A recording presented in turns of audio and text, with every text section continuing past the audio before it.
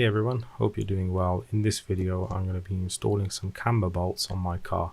So these are going to allow me to adjust the camber of the wheels on the front of my car.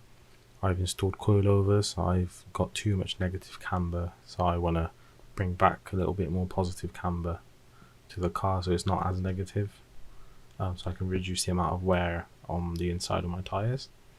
So what we need to do for this is remove the top bolt from our strut assembly. So that's what I'm going to do here. So we're going to take out the top bolt only and just loosen the bottom bolt off. So here I've taken the top bolt off, and there at the bottom you can see the camber bolt itself. So the camber bolt has a lobed section. So that's like an eccentric lobe, which basically allows you to adjust the camber using the top bolt from the strut assembly, which will poke your wheel further out or further in. So there's a little bit of a view of the lobe itself. So you can see it sticks out like that. So on the washer you have a little tab. The inside little rectangular tab should always line up with the lobe.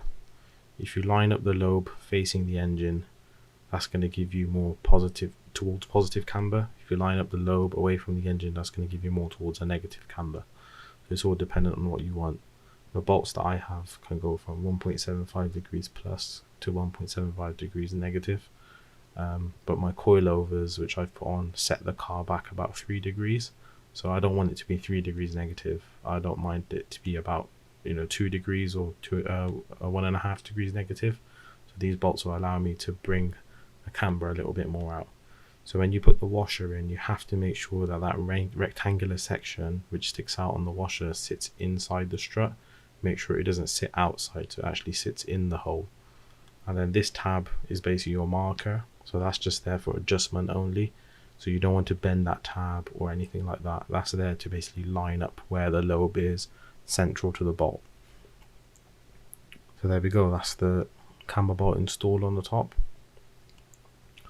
So now we just have to tighten it down and go and get an alignment done. So when you take it to the alignment to be done at the garage, if you let them know that you've installed camber bolts, most garages will adjust those for you as well.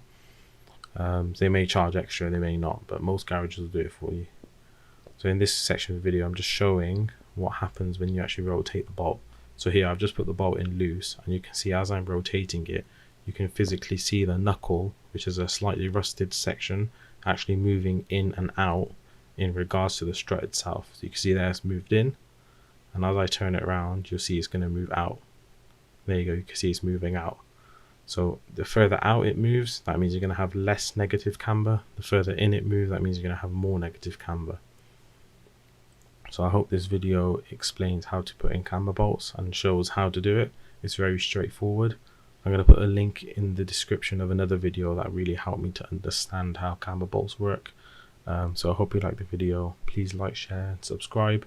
If you want to see any more videos or have any more suggestions, please let me know in the comments below. Thank you for watching.